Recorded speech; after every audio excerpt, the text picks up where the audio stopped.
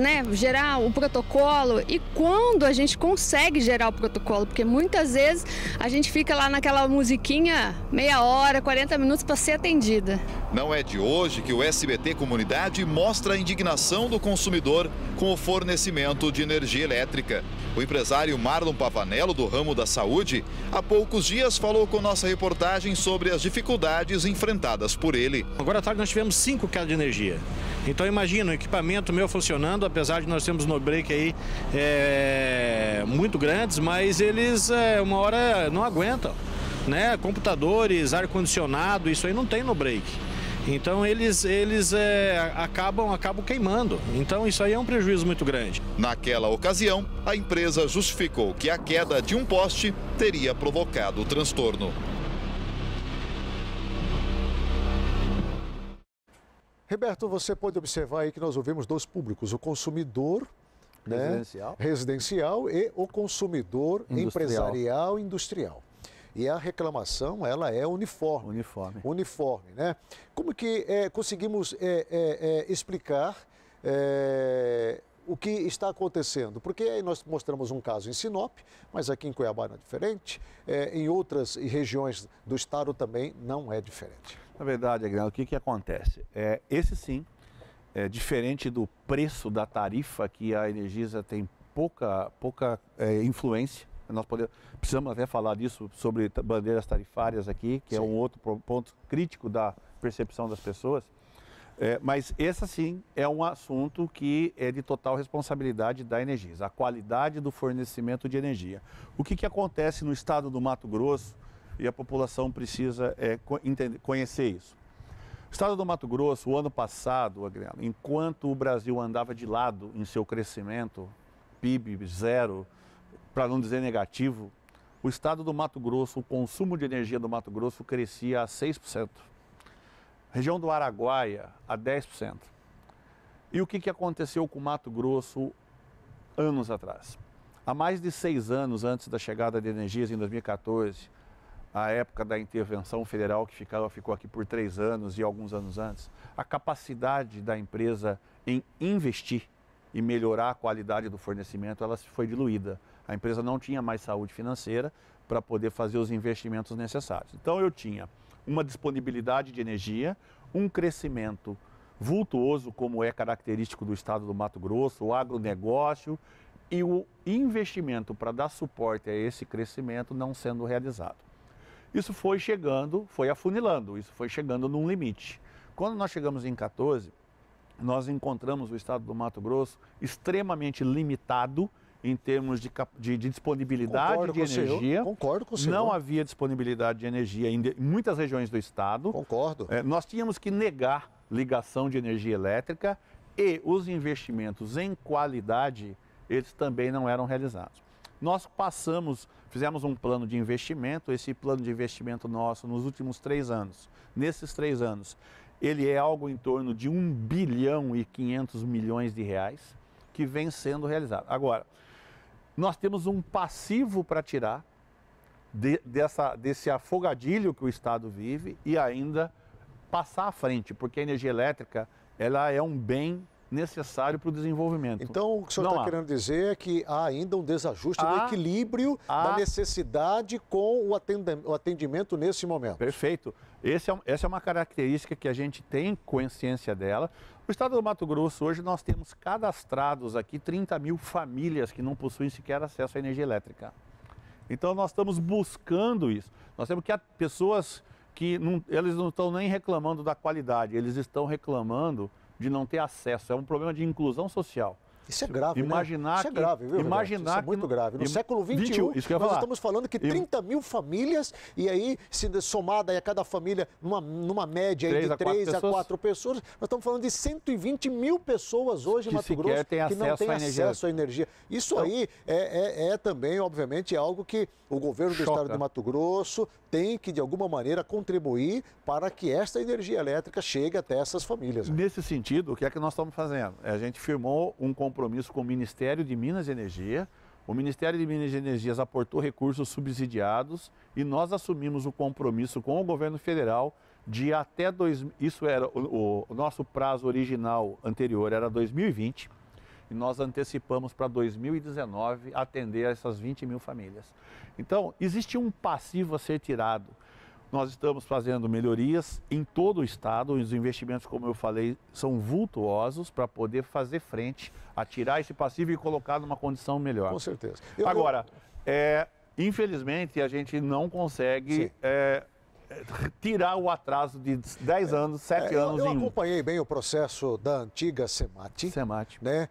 Durante muitos anos eu acompanhei todo o desenrolar do desenvolvimento de Mato Grosso, não acompanhamento no mesmo ritmo da SEMAT. A rede veio também para tentar suprir essas carências, não conseguiu também acompanhar, muito pelo contrário, criou-se uma expectativa muito grande, né, da universalização da energia elétrica no estado de Mato Grosso. Isso foi frustrante, né, com a conivência de vários setores da sociedade e também a total omissão do Ministério de Minas e Energia, que vendeu um peixe totalmente estragado para Mato Grosso. Isso foi um fato e vocês vieram exatamente com um objetivo de resolver definitivamente essa questão. Exato, esse é o propósito. Né? Já existe dentro do seu plano, do plano de ação da energia, já uma data já definida, planejada, dentro daquilo que vocês já conhecem da realidade do Estado, para colocar exatamente Mato Grosso nesse ponto de equilíbrio? Sim, nós temos esse planejado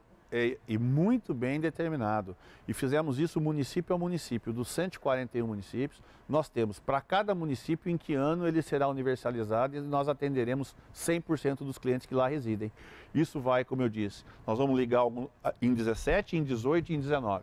Se o cliente hoje ligar para querer saber, olha, eu vou ter energia quando? Nós temos o cadastro e podemos informar para ele qual é o ano da universalização que ele terá acesso. Agora, o que eu acho importante, Magnello, é responder para esses clientes de Sinop. Nós vamos olhar certamente, podemos ter, o nosso sistema de distribuição de energia elétrica, ele é aéreo, ele é sujeito a intempéries, vocês vê na rua. Esse período de chuvas que nós estamos iniciando é um período onde a situação ela é agravada pela própria característica do sistema, chuvas, ventos. Sinop tem uma característica muito interessante. 46% dos desligamentos que nós temos em Sinop são devido a barroamento de poste.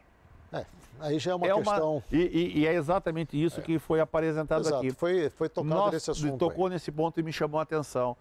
A incidência que nós temos de abarroamentos de postes em Sinop, ele diverge totalmente da média. O que provavelmente deve estar acontecendo em outros lugares também. Sim, mas em muito menor quantidade. Certo. Eu queria avançar com o senhor nessa questão ainda do consumidor. Nós estamos falando de empresas e consumidor também, mas eu quero adentrar um pouquinho mais nessa questão do consumidor, porque o senhor ouviu falar aí com relação à questão da reclamação de atendimento. Liga no 0800, não atende, a pessoa lá não sabe explicar, não sabe dizer o que está acontecendo, e isso deixa o consumidor ainda mais irritado com toda a situação.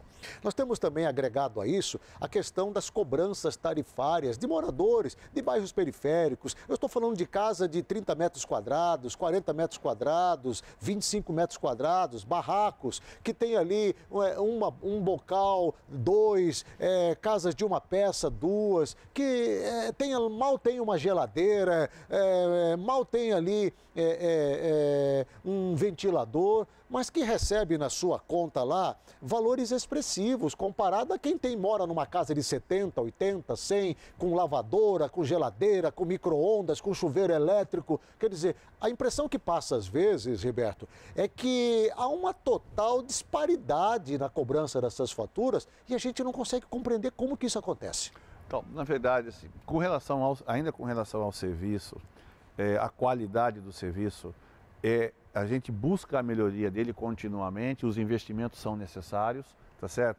E ocorrências como essa que nós vimos a reportagem, é importante que se diga, todo cliente que se sentir lesado ou tiver equipamentos danificados, ele deve procurar a concessionária para poder avaliar isso, a concessionária vai avaliar e havendo nexo entre o defeito apresentado e o problema que nós tivemos, é feito o ressarcimento. Os canais de atendimento, nós temos, além do 0800... É feito esse ressarcimento de que forma, Roberto? Na conta do cliente. Na conta do cliente, na conta futura do cliente? Não, na conta corrente. Na conta corrente ali, de imediato. De imediato. É o prazo de análise, 15 dias, e a gente faz o ressarcimento. Só para mim não perder esse raciocínio aí de ressarcimento, eu quero também colocar a palavra parcelamento aí. Né? Ou seja, o cliente ele não tem, de repente ele recebe uma fatura lá de um valor alto, ele não tem condições de pagar aquela fatura. Nós temos critérios de parcelamento. Vocês têm critérios de parcelamento? Temos critérios de parcelamento. Determinados valores pode ser negociado na própria agência de atendimento. Certo. E valores maiores a gente trata numa estrutura de retaguarda para poder, mas é passível de parcelamento a conta de energia. Eu queria que o senhor ouvisse os nossos queridos consumidores e telespectadores também a respeito do que eles falam e quais são essas reclamações, quais são esses outros anseios que ele tem. Vamos acompanhar aí, o repórter Éder Pereira foi às ruas para ouvir algumas pessoas com relação à questão que envolve a Energisa, o seu atendimento e o consumo de energia aqui em nosso estado. Na tela. Eu acho um absurdo o que a empresa ANEEL quer fazer com o contribuinte, é enfiar goela abaixo para que o contribuinte pague R$ 3,50 na tarifa de energia. Isso não deve ser concebido para os contribuintes. Na minha opinião, eu acho uma sacanagem. Eu estou contra isso aí. Eu sou contra porque a gente já paga um imposto, paga um monte de coisa. Aí mais essa tarifa daí vai para o bolso de quem? Bem, eu estou baixando aqui para pegar aqui. Isso é muito bom, viu? Bom, deixa aqui, daqui a pouco eu pego, que caiu aqui do meu colo aqui.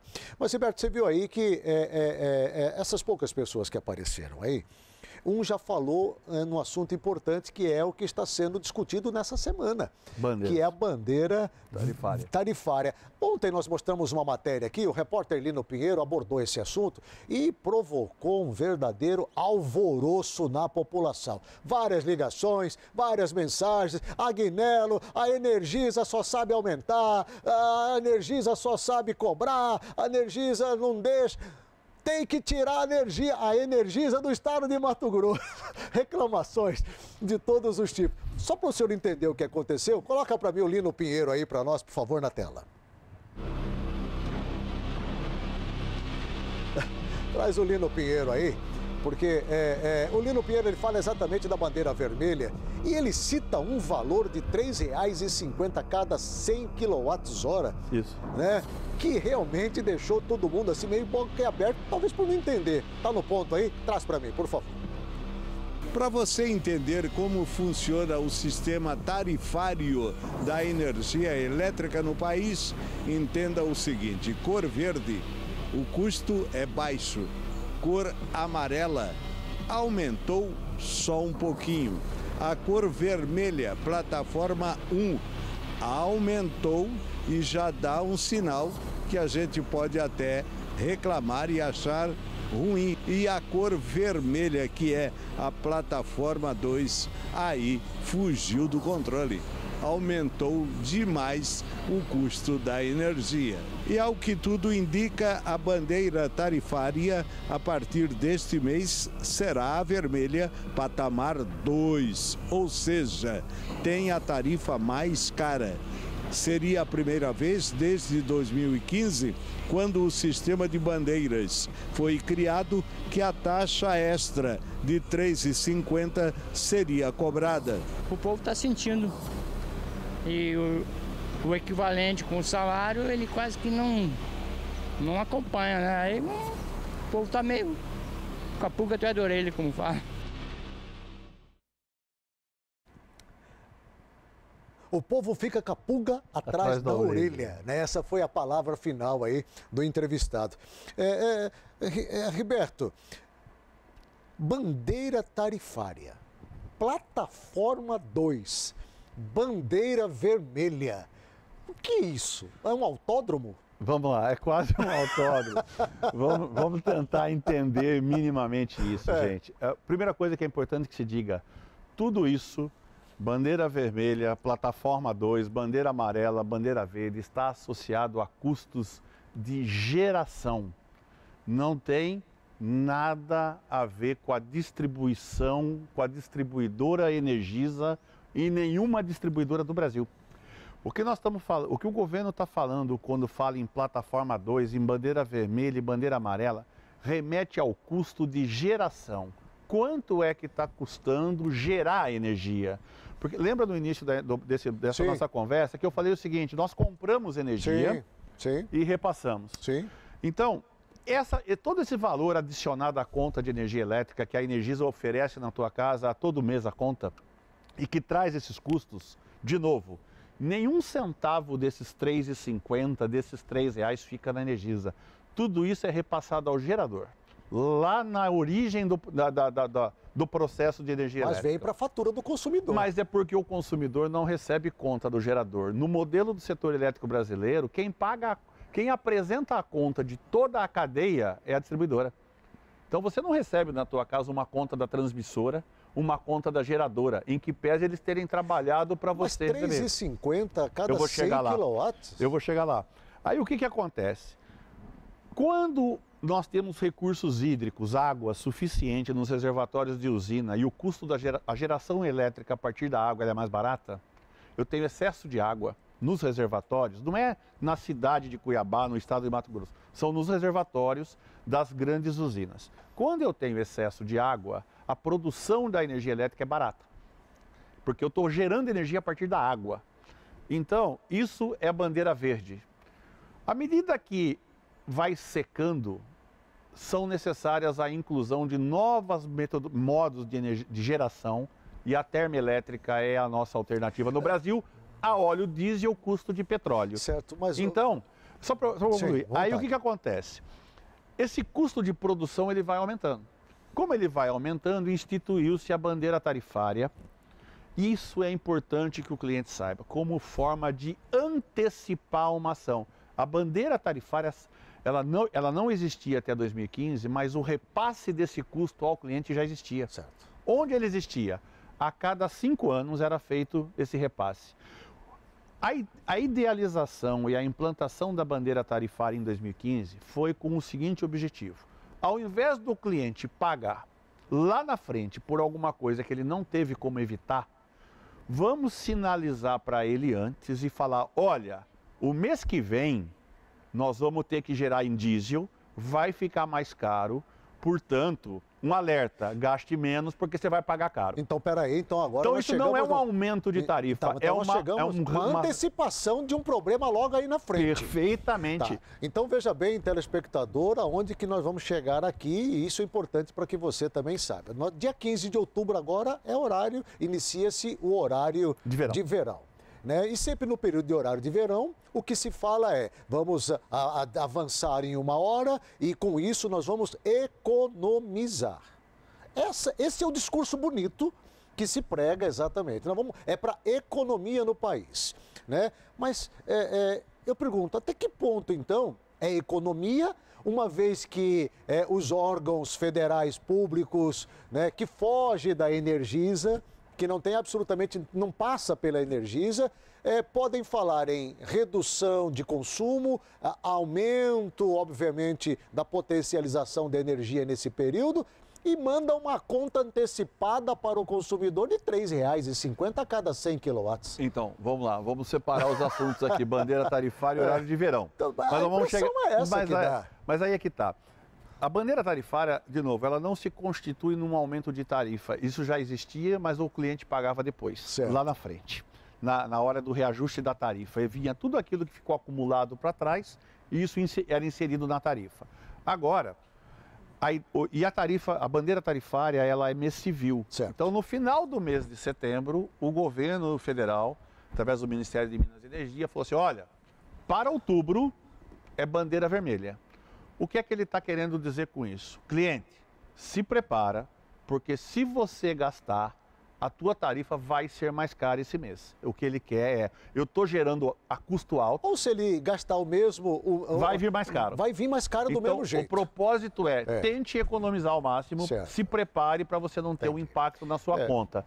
Muito bem, se o cliente não tiver como economizar, ele vai receber essa conta, porque a geração de energia elétrica, que de novo, não tem absolutamente nada a ver com a Energisa, vai estar mais caro e ele vai pagar essa conta na geração. Falei isso agora. Bom, com relação ao horário de verão, o que acontece com o horário de verão no Brasil hoje, Agnaldo? O horário de verão, quando ele foi instituído lá atrás, O horário de ponta do Brasil, o horário de maior carga no dia, ele era por volta das 18 até as 20 horas. Por quê? Porque é o horário que o pessoal chegava em casa, ligava chuveiro para tomar banho, a iluminação pública entrava e você tinha uma grande carga no sistema.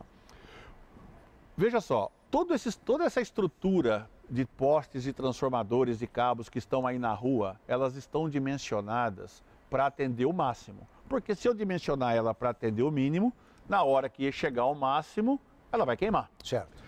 Só que no mínimo, ela está ociosa.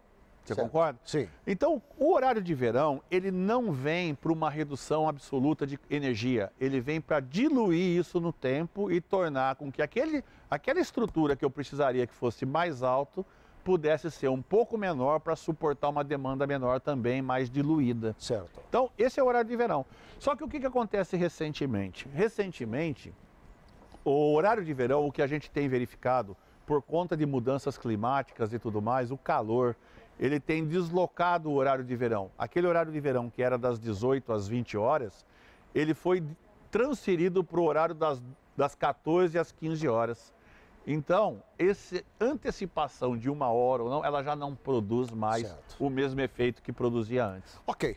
Só para nós encerrarmos aqui, nossa entrevista foi bem além do tempo que estava previsto, mas eu agradeço demais a sua vinda aqui, viu, Riberto? Porque muitas das coisas que você já falou aí já deu para nós, obviamente, entendermos. E eu tenho certeza que o mais humilde dos nossos telespectadores também já pôde entender através da sua clara explicação. Ficou evidente que há a necessidade de fazer uma separação. O que é de competência da Energisa, o que é de competência de outros setores de energia elétrica do país. Aí nós estamos falando dos órgãos federais, estaduais e também atinge o órgão municipal. Mas na sua avaliação,